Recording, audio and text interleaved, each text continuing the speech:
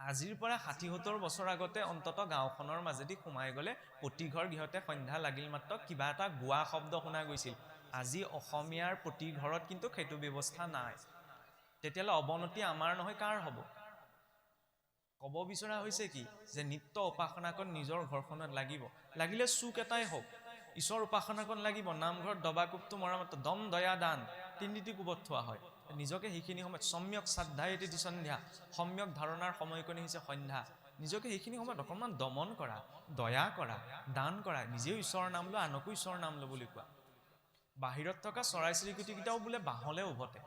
মই যদি সেইখিনি সময়ত তিনিআলিত লেকচাৰ মাৰিবলৈ ওলাই যাওঁ, এইটো কথা বেলেগ দেই, সকলোৰে কৰ্ম ব্যৱস্থাবিলাক বেলেগ বেলেগ। গতিকে সন্ধ্যা লগা সময় বিভিন্ন ব্যক্তি বিভিন্ন কৰ্মত থাকিব লগা হ'ব পাৰে, সেইটো দুখনীয় নহয়। যি স্থানতে আছে সেই স্থানতে ঈশ্বৰ উপাসনাৰ অকণমান প্ৰয়োজন, মানে ঈশ্বৰক চিন্তা কৰাৰ প্ৰয়োজন। আৰু ঈশ্বৰমুখী হোৱা এই পদ্ধতিটোত পোনপ্ৰথমতে আমি ভাগৱতৰ ওচৰলৈ যাব নোৱাৰোঁ। তাৰ বাবে কি প্ৰয়োজন? পোনপ্ৰথম জিজ্ঞাসা। শৌনকাদি ঋষিসকলেও পোনপ্ৰথমতে সুতমুনিৰ ওচৰত জিজ্ঞাসা প্ৰকাশ কৰিছিল কাৰণে তেওঁলোকে ভাগৱত পাইছিল। ইয়াৰ পাছতে যে আহিছে প্ৰথম স্কন্ধত ব্যাস নাৰদৰ সংবাদ, তাৰ জৰিয়তে কি দেখুৱালে? আশ্ৰয়। আশ্ৰয়ৰ প্ৰথম স্বৰূপে হৈছে কি? শৰণ। শৰণ মানে এইটো নহয় বোলে কানিমুনি কোবাই লৈ থৈ আহিলোগৈ আৰু বিয়া পাতিব লাগে, নামঘৰত চাকি গছ দিব লাগে। আমাৰ মানুহৰ চিন্তাটো হৈছে তেনেকুৱা। সঁচা অৰ্থত ক'বলৈ গ'লে আমি যিবিলাক বয়সত গুৰুমুখী হওঁ সেইবিলাক ক'বলৈ লাজ লগা। আপোনাক সবে নাভাবিব যে আপুনি মই মনে ভাল পোৱা কথাখিনি ইয়াত আমি আলোচনা কৰিম বা ক'ম। মনে ভাল লগা কথা বহুত শুনিল বাৰু, এতিয়া আমি যিখিনিত পাক লাগি আছে সেইখিনি কথা শুনিব লাগিব। এইটো ক'বলৈ বিচৰা নাই যে আমি যিটো বয়সত গুৰুমুখী হৈছোঁ সেইটো বয়সত বোলে একো নহয়, এইটো নহয়। গুৰুমুখী কিয় হ'ব লাগে? প্ৰথম দেখা ঈশ্বৰজনক চিনিব লাগিব। দেখা ঈশ্বৰজনক চিনিলেহে নেদেখাজনক চিনি পাম, নহয়নে? এতিয়া গুৰু বুলি কোৱাৰ লগে লগে আৰু বিশেষকৈ আমাৰ অসমখনত গুৰুৰ সংখ্যা কম নহয়। এতিয়াও ঢেৰ গুৰু ওলাই আছে, কোনোবাই কিবা এটা কথা জানিলে গুৰু হৈ পৰে। এইটো কথাও সুকীয়া যে কোনোবা এজন ব্যক্তিয়ে কাৰোবাৰ প্ৰতি গুৰু ৰূপত সন্মান এটা তেওঁৰ প্ৰতি আছে, এইটো তেওঁৰ ব্যক্তিগত বিষয়। মই কাৰোবাক নিজৰ গুৰু বুলি ভাবিব পাৰোঁ, এইটো মোৰ ব্যক্তিগত বিষয়। কিন্তু শাস্ত্ৰীয় মাৰ্গত সকলো গুৰু হ'ব নোৱাৰে। শাস্ত্ৰীয় মাৰ্গত গুৰু হ'বলৈ হ'লে তেওঁ এটা শাস্ত্ৰীয় গুৰু পৰম্পৰা থাকিব লাগিব। যে তেওঁক কোনে আজ্ঞা দিলে, তেওঁ কাৰ আজ্ঞা পৰ, তেওঁক কোনে আজ্ঞা দিলে। এই ভাগৱত আদি নিৰঞ্জনৰ পৰা মহাপুৰুষ আৰু মহাপুৰুষৰ পাছৰ পৰম্পৰা সকলোলৈকে এটা ক্ৰমত আহি আছে। গতিকে সেই পৰম্পৰাত গৈ শিক্ষিত দীক্ষিত হ'লে তাৰ প্ৰকৃত তত্ত্ববস্তু অনুধাৱন কৰাটো সহজ হয়। মই ঢেৰ কথা জানিলোঁ বুজিলোঁ বুলিয়ে মই গুৰু হ'ব নোৱাৰোঁ, কাৰণ মোক গুৰু হ'বলৈ কোনে আজ্ঞা দিলে। এইটো স্পষ্ট হৈ লোৱা প্ৰয়োজন যে গুৰুজন শাস্ত্ৰ অনুৱৰ্তী হয়নে নহয়। তেনেজন গুৰুত আশ্ৰয় লভিলেহে প্ৰকৃত ধৰ্ম বস্তুটো অনুভৱ কৰা সম্ভৱ। সেইকাৰণে আমাৰ অসমীয়া সমাজত কোৱা হয়, এইখিনি কথা কিয় কোৱা হৈছে? কাৰণ বৰ্তমান সময়ত এইখিনিত প্ৰাসংগিক হৈছে। ঠিক এতিয়া কলিৰ লক্ষণৰ কথা বৰ্ণনা কৰি আছিল, ডাইৰেক্ট কিয় তাত সোমাব বিচৰা নাই? কাৰণ যিখিনি ঘটি আছে সেইখিনি আমি দেখিয়ে আছোঁ। তাৰ মাজত আমাৰ কোনখিনিত বিশেষকৈ প্ৰয়োজন সেইখিনি কথা ক'বলৈ প্ৰকাশ কৰিবলৈ বিচৰা হৈছে। সেইকাৰণে মই প্ৰাকে প্ৰকাৰে বিভিন্ন প্ৰসংগৰ পৰা এইখিনি নিজৰ বুদ্ধিৰে টানি আনিবলৈ চেষ্টা কৰা হৈছে। বোলে গুৰিয়ে দিয়ে মাটি হিচে ধৰে আতি, চৰকাৰে কোনখন আঁচনিত কেইটকা দিছে সেইটো আমাৰ মানুহৰ মনত ৰয়, কিন্তু গুৰুৱে শৰণ দিওঁতে কি কেইটা কথা কৈছিল সেইকেইটা কথা আকৌ মনত নৰয় নহয়। পাহৰি যায় বুলি হৰি ভকত এজনো পাতি দিয়ে। বিড়ম্বনা সেইটোৱেই, যাৰ গুৰু বাক্যতে আস্থা নাই, ইষ্ট বাক্যৰ ওপৰত কেনেকৈ আস্থা উপজিব? সেইকাৰণে প্ৰয়োজন কিনো কৈছিলে বুজি পোৱা নাই। সকলোৱে একে কিবা এটা ক'লে বুলিতো বুজি নাপায়, যাব লাগিব। বোলে কিনো ক'লে বুজাই দিয়কচোন, তেতিয়া বুজাই নিদিয়াকৈ থাকিবনে বাৰু? সেই বুজাই দিলে পুৱা গধূলা। সেইকাৰণে ইষ্ট বাক্যৰে ঈশ্বৰক অকণমান চিন্তা কৰা প্ৰয়োজন নাই। আপুনি গোসাঁই গৃহ সোমাব পৰা নাই, যি স্থানতে আছে সেই স্থানৰ পৰা অকণমান সময় ঈশ্বৰক চিন্তা কৰা প্ৰয়োজন। তাৰ জৰিয়তে ভক্তিটোৱে প্ৰভাৱ পেলাব। এইটো নহয় যে এতিয়া ঈশ্বৰৰ ওচৰত আমি চাকি গছ দিওঁ, ধূপ গছ জ্বলাওঁ নিজৰ পৰিয়ালটোৰ নিজৰ মংগল কামনা কৰি, নহয়নে? কিন্তু ঈশ্বৰৰ পৰা বিচাৰিবলৈ হ'লে বিচৰাৰ কেপাচিটিওতো আমাৰ ভিতৰত লাগিব। আজি মই যদি মুখ্যমন্ত্ৰীৰ ওচৰলৈ গৈ কওঁ যে মোৰ এইকেইটা বস্তু দৰকাৰ হৈছে, আপুনি মোক দি দিয়ক, এই গাৰ্ডকেইজনে খেদা মাৰি পঠাই নিদিবনে? ক'ৰ মানুহ কি কথা চিনি জানি নাপাওঁ। ঈশ্বৰৰ পৰা বিচাৰিবলৈ এতিয়া আমি কাৰ পৰা বিচাৰিছোঁ? জগতৰ ঈশ্বৰৰ পৰা। তেতিয়া তেওঁৰ সৈতে চিনাকিটো ভাল হ'ব লাগিবনে? এইটো নহয় যে এতিয়া ঘপককৈ কোনোবাই কৈ দিব এই বৰ একেবাৰে ঈশ্বৰৰ এজেণ্টটো ওলালে। কোনোবাই যদি কৈছে তেতিয়াহ'লে সেই কথাটো স্বীকাৰ কৰিব লাগে। অন্তত আমি কোনো ৰাজনীতিবিদ, অৰ্থনীতিবিদ, সমাজতত্ত্ববিদৰ এজেণ্ট হোৱা নাই, ঈশ্বৰৰ এজেণ্ট হৈছোঁ, নহয়নে? ঈশ্বৰৰ এজেণ্ট কিয় হ'ব লাগে? তেওঁৰ সৈতে সম্পৰ্কটো ভাল হয় যাতে। এইটো নহয় যে সম্পৰ্ক ভাল হয় মই যি ক'লোঁ তাকে হৈ যাব। জীৱনত সহনশীলতাৰ কণৰ প্ৰয়োজন, যাতে জীৱনত পোৱা পৰিস্থিতিবিলাকে আপোনাক মোক বিচলিত কৰিব নোৱাৰে। সেই শক্তিকণ কোনে দিব? ঈশ্বৰে প্ৰদান কৰিব। তাৰ বাবেই ভক্তি মাৰ্গৰ আশ্ৰয় কৰাটো প্ৰয়োজন।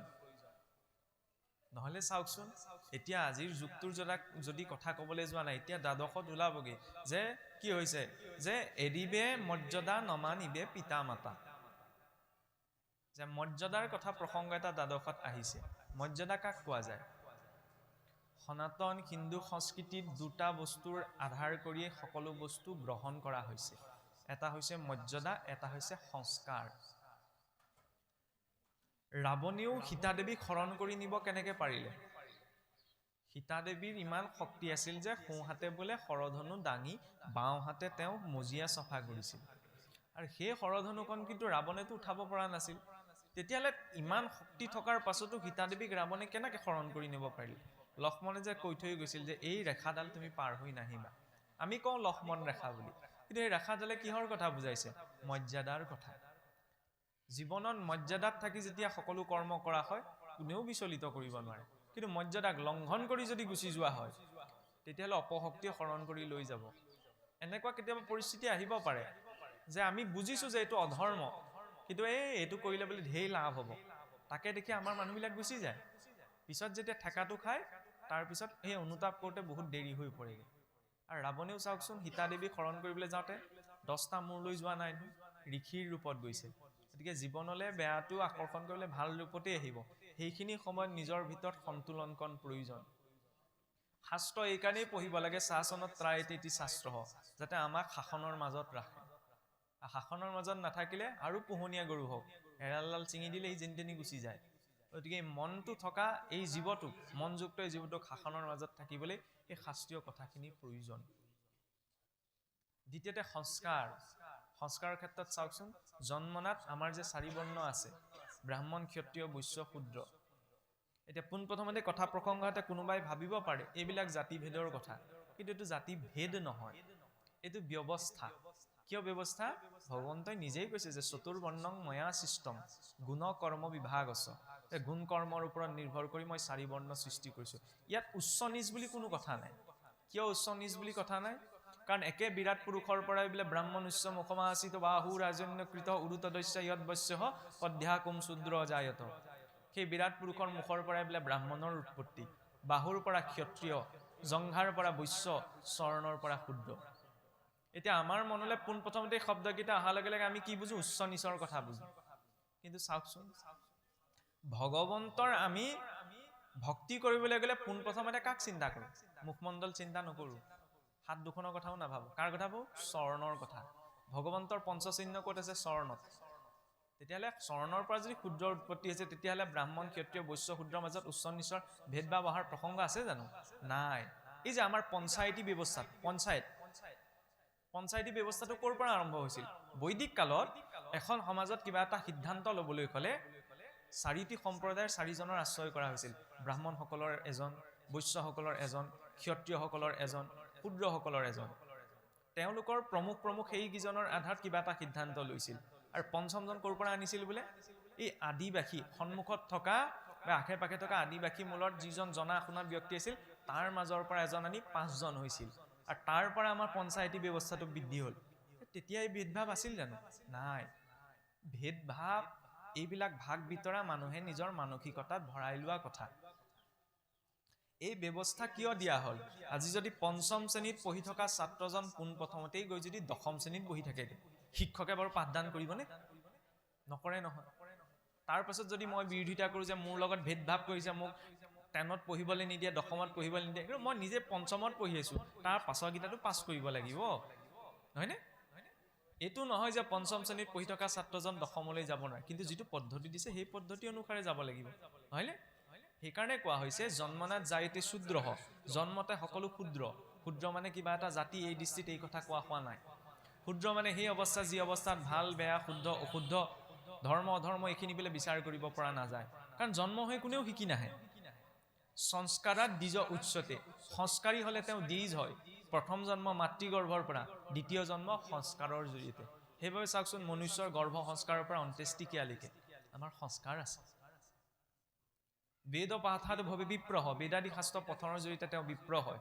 ব্ৰহ্ম জানাতি ব্ৰাহ্মণ, ব্ৰহ্মক জানিব পাৰিলে তেওঁ ব্ৰাহ্মণ হয়। এইটো হৈছে সৌম্যতাৰ দৰ্শন। এতিয়া চাওকচোন, এইখিনি কথা প্ৰসংগ কৈ যাবলৈ যাওঁতেই এই ব্যাসদেৱৰ সন্মুখত আহি যে নাৰদ দেৱে তেওঁক কৈছেহি যে তুমিহে কৰিলা হবে জগতকে নাশ, নিৰন্তৰে লোকৰ কৰাইলা হিংসা ধৰ্ম, নুবুজিলা তুমিও বেদৰ তত্ত্ব মৰ্ম। এই পদ ফাঁকি অহাৰ লগে লগে এতিয়া কিছু সংখ্যকে পতককে এইটো কথা ক'ব বিচাৰে যে 4 বেদ 14 শাস্ত্ৰ কৰাৰ পাছত ব্যাসদেৱ বোলে পাগলৰ দৰে হৈ গৈছিল, সেইবাবে পাছত নাৰদদেৱৰ জৰিয়তে ভাগৱত পাইহে তেওঁ বোলে স্থিৰতাটো লাভ কৰিলে। নাৰদদেৱেই কৈছে আপুনি অগাধ বুদ্ধি অংশ অৱতাৰ। ব্যাসদেৱক কি কৈছে? ভগৱন্তৰ অংশ অৱতাৰ। গতিকে ব্যাসদেৱ পাগল হোৱা সম্ভৱ জানো? নহয়। ব্যাসদেৱ চিন্তিত হৈছিল। কিয় চিন্তিত হৈছিল? কাৰণ ইমানবিলাক ধৰ্ম কৰ্মৰ কথা বিস্তৃত ৰূপত প্ৰসাৰ কৰাৰ পাছত মোৰ মনৰ স্থিৰতাটো মই কিয় পোৱা নাই? কিয় পোৱা নাই? কাৰণ আমি যিমান ধৰ্ম কৰ্ম কৰি থাকিলেও এজন ব্যক্তিয়ে যেনিবা গোটেই জীৱনটোত কেৱল পুণ্য কৰ্ম কৰিলে। ভাগৱতৰ দৰ্শনত কি কোৱা হৈছে? পুণ্যকো বন্ধন বুলি কোৱা হৈছে। কিয়? পুণ্য অৰ্জন হলে তেওঁ কলৈ যাব? অন্তিম সময়ত স্বৰ্গলৈ যাব। আৰু স্বৰ্গখন বোলে গৈ কি হ'ব? স্বৰ্গখনক বিনাশী বুলি কোৱা হৈছে। তাত ভোগ কৰাৰ পাছত যেতিয়া শেষ হ'ব আকৌ মৰ্তলৈকে আহিব লাগিব। আৰু এনেকুৱাকে কৰিব লাগে, মহাৰাজ জয়ন্তও গৈ ইন্দ্ৰৰ আসনত বহিছিলগৈ, কাউৰী হৈ নামি আহিব লগা হ'ল। নহুকো গৈ বহিছিলগৈ, অজগৰ হৈ নামি আহিব লগা হ'ল। ব্যাসদেৱক এইটোৱে কৈছে, তুমি যে এই পাপ পুণ্যৰ অকল এই চকৰিটোত ঘূৰি ফুৰাৰ কথাই ক'লা, একেবাৰে পাৰ হৈ যোৱাৰ কথা কিয় নকলা? এই কথাটো ক'ব বিচাৰিছে। আৰু সেইবাবে ভগৱান কৃষ্ণৰ প্ৰসংগ সেই ব্যাসদেৱৰ সন্মুখত ভাগৱতৰ জৰিয়তে নাৰদদেৱে প্ৰদান কৰিছে। ব্যাসদেৱেও যেতিয়ালৈকে নাৰদদেৱক আশ্ৰয় কৰা নাই, নহয়নে? ব্যাসদেৱৰ পৰা শিকিবলগীয়া কি আছে? ভক্তি মাৰ্গত 5টা বস্তু বাধা আছে। জাতি বিদ্যা মহদ্দম্ভ ৰূপ যৌৱনমে বচ যত্নদ স্তুতিবৰ্জিত পঞ্চতৈ ভক্তি কণ্টকা। যে জাতিৰ গৌৰৱ, কুলৰ গৌৰৱ, নিজৰ স্থানৰ গৌৰৱ, নিজৰ পদৰ গৌৰৱ আৰু ৰূপ যৌৱনৰ গৌৰৱ, এই 5টা বিষয় যদি লগত থাকে সহজে তেওঁ ভক্তি মাৰ্গত আগবাঢ়িব নোৱাৰে। এতিয়া ব্যাসদেৱ চাওঁচোন, ইমান এজন জ্ঞানী, 4 বেদ 14 শাস্ত্ৰ 18 পুৰাণ কৰিলে, কিন্তু সেই বিদ্যাৰ আৰু জ্ঞানৰ অভিমান লৈ তেওঁ থকা নাই। নহলে চাওকচোন, এজন মানুহে গোটেই জীৱনটো 4 বেদ 14 শাস্ত্ৰ কৰিলে, নাৰদদেৱে গৈ কৈ দিলে যে তুমি ইয়াৰ জৰিয়তে বোলে প্ৰকৃত ঈশ্বৰৰ কথা নকলাগে। আমাৰ মানুহক কোৱাহেঁতেন মানি ললোহেঁতেন নে? কি কথা ক'বলৈ আছে? আপুনি কেইখন শাখাভেদ কৰিছে, কেইখন পুৰাণ লিখিছে, এইটো আমি প্ৰশ্ন কৰিলোহেঁতেন। গতিকে আধ্যাত্মিক মাৰ্গত এইটো প্ৰয়োজন। আজি বোলে 5 বছৰে মই ভুল কথা এটাকে নজনাৰ বাবে পালন কৰি আহিলোঁ, আজি গম পালোঁ যে মই ভুলটোকে আচৰণ কৰিছোঁ। গতিকে শুদ্ধটো গ্ৰহণ কৰাৰ শক্তিকণ নিজৰ ভিতৰত লাগে। কিন্তু আমাৰ মানুহৰ চিন্তা কি? আজি 5 বছৰ এনেকৈ চলিলোঁ, আৰু এতিয়া মই কেলে আপোনাৰ আগত যদি মই ভুল স্বীকাৰ কৰোঁ তেতিয়াহ'লে মই নিজে সেৱ হোৱা যেন লাগিব নে? সেইকাৰণে মই মানি নলওঁ। মই কি ক'ম? এই চলিলোঁ, এনেকেই চলি থাকিম। এই মনোভাৱটোত ধৰ্ম নহয়। যদি ভুল বুলি বুজিছোঁ, তৎ মুহূৰ্ততে তাক ভুল বুলি স্বীকাৰ কৰিব পৰা শক্তিকণ লাগে, যিটো ব্যাসদেৱৰ জৰিয়তে দেখুৱালে, হয়নে? সেই আশ্ৰয়ত বিশ্বাসৰ বাবে কি দেখুৱালে? চাওকচোন, নাৰদদেৱৰ উপৰি জন্মৰ কথা। নাৰদদেৱো বোলে পূৰ্বজন্মত দাসী পুত্ৰহে আছিল। ব্ৰাহ্মণজনৰ ঘৰত সেই ব্ৰাহ্মণসকলে যেতিয়া বোলে হৰি কথা পাতি থাকে, হৰি কথা পাতি থাকোঁতে থাকোঁতে কি হৈছিল? বোলে গুচাইলে মনোৰমল সন্তৰ সংগতি, কৃষ্ণ হেন দেৱত পৰিল ৰমতি। সৎসংগত সদায় হৰি কথা শুনি থাকোঁতে থাকোঁতে দাসী পুত্ৰ নাৰদৰ মনতো ভক্তি উপজিল। গতিকে কেনেকুৱা সংগত থাকি আমি কেনেকুৱা আলাপ আলোচনাৰ মাজত নিজকে ৰাখোঁ, সেইটোৱে জীৱনত প্ৰভাৱ পেলায়। সেইবাবে বাৰে বাৰে কোৱা হৈছে যে যিমান পাৰি সিমান ভাল সংগত থাকি ভাল কথা আলোচনাৰ জৰিয়তে দিনবিলাক পাৰ হ'ব লাগে। এতিয়া চাওকচোন, দ্বাদশত কৈ থকা হৈছিল মৰ্যাদা ত্যাগৰ কথা। মৰ্যাদা চাওকচোন, এটা সময় আছিল আপোনাৰ, চাওকচোন, কাপোৰ কানি পৰিধানৰ ক্ষেত্ৰতেই হওক, কাৰোবাৰ প্ৰতি আচাৰ আচৰণ প্ৰকাশৰ ক্ষেত্ৰতেই হওক, সকলোতে আমাৰ অসমীয়া সংস্কৃতিত কিন্তু মৰ্যাদাটো কপকপীয়া। কাৰণ চাওকচোন, ঘৰখনত জ্যেষ্ঠজনক চাহকণ দিওঁতে যোনেই নিদিয়ক লাগিলে চেণ্ডেলযোৰ খুলি পেলাইহে চাহকণ দিয়ে। সেইটো এটা মৰ্যাদা। কিয়? সন্মান দেখুৱাইছে, নহয়নে? শালীনতা। কিন্তু এতিয়া লাহেকৈ চিন্তাটো কি হ'ল? যেতিয়ালৈকে মাক দেউতাক অকণমান ডেকা গাভৰু হৈ আছে তেতিয়ালৈকে আমি কি বুলি কওঁ? মা দেউতা বুলি কওঁ, নহয়নে? বা পিতৃ মাতৃ বুলি কওঁ। বুঢ়া হোৱাৰ লগে লগে আমি কি কওঁ? বুঢ়া বুঢ়ী। ঘৰত বুঢ়া বুঢ়ী আছেনে? দুদিন বেমাৰত পৰিলেই কিমান মৰম আছে আমাৰ প্ৰতি ওলাই পৰে। মৰাৰ পাছত আমিয়েতো সান্তনা দিবলৈ যাওঁ। মৰিলে ভাল হ'ল, তেওঁ কষ্টটো কম খালে, তোমালোকেও কষ্টটো কম হ'ল। কঠিন সত্য এইটোৱে যে মৃতকৰ লগত চোৱা খোৱা কাৰণে পিন্ধি থকা বস্ত্ৰ বিচনালৈকে আমি শ্মশানলৈ পঠাই দিওঁ, কিন্তু সোণৰূপৰ অলংকাৰকেইটা ভুলতো কিন্তু আমি নপঠাওঁ। এইকেইটা খুলিবলৈ যিজন ব্যক্তিক মই গোটেই জীৱন শত্ৰু বুলি ভাবি থাকিলোঁ, সেইজন ব্যক্তিয়ে কিন্তু আপোনাৰ মোৰ অলংকাৰকেইটা খুলিবলৈ নাযায়, ঘৰৰ মানুহকেইটাই যাব, নহয়নে? এইটো কথা বেলেগ, বোলে কোনোবাই কৈ দিব পাৰে সোণৰূপত চোৱা নাই, চোৱা থকা নথকাৰ প্ৰসংগ নহয়, এই আসক্তিটো যে আছে। সেইকাৰণে কোৱা হৈছে সংসাৰখনৰ কাৰণে জীৱনটো যাপন কৰিব লাগে, কিন্তু উতিভাহি নহয়। লগত আপুনি মই পৰমাণু এটাও লৈ যাব নোৱাৰো। লগত কোনোবাই ক'ব পাৰিমনে? মহা ঋষিমুনিসকলেই লৈ যাব পৰা নাই, আমি কেনেকৈ পাৰিম? তেতিয়া কিহক লৈ অহংকাৰ কৰিম? সেইকাৰণে নিজৰ মৰ্যাদাত থাকি সকলো কাম কৰা প্ৰয়োজন। ঈশ্বৰে চিন্তা কৰিলে বিবেক এটা দিছে নহয়, তাৰ আধাৰত আমি জানো নহয়, ভাগৱত নামানো বুলি কোৱাজনক ভাগৱত দ্ৰোহী বুলি কোৱা হয়নে? দ্বাদশত পদ এটি আহে, ভাগৱত দ্ৰোহী কোনজন? বোলে ধৰ্মক জানিয়া যিটো অধৰ্ম আচৰে, শৌচাচাৰ সদাচাৰ নামানে জীৱনে, নানা জ্ঞান থাকন্তে নাহিকে তাৰ লাভ, ভাগৱত দ্ৰোহী হিতু জানিবা নিপ। ধৰ্মক জনাৰ পাছতো যদি মই অধৰ্মটোহে আচৰণ কৰিছো, জীৱনত যদি শৌচাচাৰ সদাচাৰ একো পালন কৰা নাই, শৌচাচাৰ সদাচাৰে ধৰ্মৰ ভেটিটো নিৰ্মাণ কৰে, নহয়নে? শৌচাগাৰলৈ গ'লেও যেনেকৈ বোলে শৰণীয়া ভজনে এজনেহে গাটো ধুই সোমাই আহিব লাগে, আমাৰ কিছুসকল পিতৃ মাতৃ আছে কি ল'ৰা ছোৱালী শৌচা হ'ব পানী আছে মাৰি সোমাই আহ, এইটো নহয়। শৌচাচাৰ সদাচাৰৰ জৰিয়তে জীৱনলৈ শুদ্ধতা আহে, এইখিনি শৰণীয়া ভজনীয়া ভকতেহে পালন কৰিব লাগে, এইটো নহয়। চাওকচোন, প্ৰসাদকেইটা খোৱাৰ পাছত আমাৰ হাতখন তিয়াই লয়, হাতখন খোৱাৰ আগত প্ৰসাদকেইটা খোৱাৰ আগতো হাতখন ধুই লয়, কিয়? এইটো এটা সদাচাৰ। নহ'লে কিছুসকলে আৰু কৈছো হাততে চাদা অকণ মলি লৈ মুখত ভৰালে বোলে কৃষ্ণ বুলি কৈ মূৰটো ঠানি থৈ দিলে, চোৱা হ'ল নে? মুখলৈ আঙুলিটো ভৰোৱাৰ লগে লগে। কাৰোবাক আমি ব্যক্তিগতভাৱে ক'ব বিচৰা নাই, কিন্তু সচৰাচৰ সেইবিলাক আমাৰ ঘটি থাকে, এইবিলাক কথালৈ আমাৰ ইমান দৃষ্টি নাযায়, কিন্তু সেইবিলাকৰ যেতিয়া সংস্কাৰ আহে, মই ধৰ্মৰ নামত কিমান কথা জানো এইটো জৰুৰী নহয়। বৰকে জানি বুজি থকাসকলে আকৌ ঈশ্বৰক নাপায়, কিমান বুজিম? নিজৰ বুদ্ধিয়ে ঢুকি পোৱাৰ লগে, সেইকাৰণে সৰলতাৰে ল'ব লাগে। ভাগৱতৰ আৰম্ভণিতে কৈছে নিৰ্মং চৰণাং শতাং, হৃদয়ত ভাগৱতৰ মাৰ্গত নিৰ্মলতাৰ প্ৰয়োজন, ঈশ্বৰ উপাসনাৰ ঠাইখন। সেইকাৰণে চাওকচোন, আমি গা ধোৱা ঘৰটো আপোনাৰ পৰিষ্কাৰকৈ বিচাৰোঁ, নহ'লে কিছুসকলৰ গৃহৰ গোসাঁই ঠাইলৈ চাবগৈচোন, খোলাকৈ কৈছোঁ, তাত গৈ অসুৰটোও নবহেগে, এলান ধৰে যে মকৰা জালে আৱৰি থৈ দিয়ে। মই ঈশ্বৰ আছে বুলি চাকি গছ দিছোঁ, এইটোৱে ডাঙৰ কথা নহয়নে? মানিছোঁ নে ঈশ্বৰ আছে বুলি? কেঁচাই হওক লাগিলে পৰিষ্কাৰকৈ থোৱা প্ৰয়োজন। নিজে বহা জেগা দেখে যেতিয়া ইমান আতুম টোকাৰিকৈ মই ব্যৱস্থা কৰি লৈছোঁ, থকা খোৱা ৰুমটো, নহয়নে? ঈশ্বৰৰ স্থানটো তেতিয়াহ'লে কিমান পৰিষ্কাৰকৈ ৰাখিব লাগে। ইয়াৰ জৰিয়তে ভাৱটো প্ৰকট হয়, কৰিব লাগে। আজি 5 বছৰ 6 বছৰ আগতে মই শৰণ ভজন ধৰি লওক যিখিনি গুৰু দীক্ষা প্ৰয়োজন গ্ৰহণ কৰিলোঁ, কিন্তু আজিও একেটাই হৈ আছোঁ, তেতিয়াহ'লে মই এইখিনি লোৱাৰ কিবা অৰ্থ হ'ল থাকিলে জানো? পৰিৱৰ্তন কিবা এটা হৈছেনে নিজৰ ভিতৰত? আৰু এইটোও নহয় যে আপুনি কিমানৰ ভক্তি কৰিছে এইটো মই বিচাৰ কৰিব নালাগে, কাৰণ শাস্ত্ৰত ইমানলৈকে নিষেধ কৰা হৈছে, মহা অধম মহা পাপীজনেও যদি ঈশ্বৰৰ নাম লৈছে, আমি ক'ব নোৱাৰোঁ যে এই পাপীটোৱে নাম লৈছে চা, কাৰণ আমি নাজানো তেওঁ কেনেধৰণৰ ভাৱেৰে ঈশ্বৰক ভক্তি কৰিছে, নহয়নে? কাৰ জীৱনত কি চলি আছে আমি দেখি পেলাই বিচাৰ কৰিব নোৱাৰোঁ। গতিকে সকলো মুঠতে ক'ব বিচৰা হৈছে কি যে শুদ্ধ বা অশুদ্ধ তথাপিতো কৃষ্ণৰ, মুঠতে ঈশ্বৰমুখী হৈ সকলো কৃতকৰ্ম কৰি যাব লাগে, এইটো হৈছে আদৰ্শ। এতিয়া চাওকচোন, যেতিয়া বৰ্তমান সময়টোত এনেকুৱা দেখা গৈছে, আগতে হিৰণ্যাক্ষয়ো যেতিয়া আপোনাৰ ইন্দ্ৰৰ পৰাস্ত কৰিছিল, ইন্দ্ৰৰ ৰাজমুকুটটো আনি নিজেই প্ৰথমতে পিন্ধা নাই, আমি দেখিছোঁ ন ভাওনাখনত। মুকুটটো আনি কাক দিয়েহি বাৰু আইসকল ক'বনে? এই যেতিয়া হিৰণ্যাক্ষই ইন্দ্ৰক পৰাস্ত কৰেগৈ, নৃসিংহমুৰি ভাওনাখনতো আমি 2-3 বাৰ অন্তত চাইছোঁ।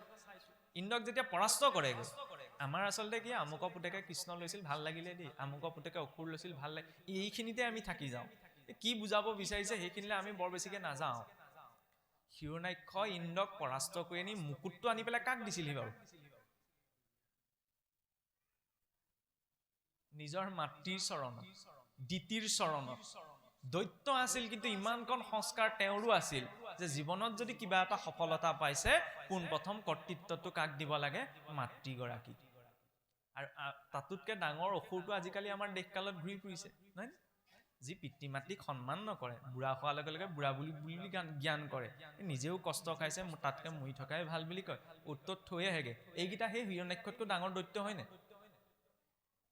সেই দৈত্যই অন্ততঃ সেইটো কথা জানিছিল তেনেকুৱা এটা পৰিস্থিতিলৈ যাতে আমাৰ ল'ৰা ছোৱালী নাযায় সেইকাৰণে ভাগৱতৰ দৰ্শনটো লাগে মুক্তি পাম এইবিলাক পাছৰ কথা এনেও সকলোৱে আমি মুক্তি পোৱা সম্ভৱ নহয়নে যদি সহজত একেবাৰে সহজ ভাষাৰে ক'বলৈ হয় ঈশ্বৰে বিচাৰিলেহে সম্ভৱ কিন্তু লৌকিক ৰূপত যিখিনি আচাৰ যিখিনি দৰ্শনৰ প্ৰয়োজন সেইখিনি অন্ততঃ আমাৰ ভিতৰত লাগে ইয়াৰ পাছতে পদ আহে বোলে পুৰুষে নচাইবে ভাল মন্দ সমুদায় কৰিবে কভাৰ্যায় নিজাকে বান সাজায় পুৰুষে বোলে কলিযুগত বৰকে মৰ্যাদা এইবিলাকৰ কথা চিন্তা কৰি নাথাকে বোলে মনে ভাল লাগিলেই হ'ল সেইখিনিতে বোলে বিয়া হলি এতিয়া চাওকচোন বিবাহ বুলি ক'লে কি সেইটো এটা সামাজিক কৰ্মই নহয় সেইটো দেৱ কৰ্ম কম ডাঙৰ দায়িত্বনে আৰু দায়িত্বটো কিমান ডাঙৰ দায়িত্ব চাও ভগৱান ৰামচন্দ্ৰৰ যেতিয়া বনবাসত থাকোতে ৰাৱণে সীতা দেৱীক হৰণ কৰি নিছে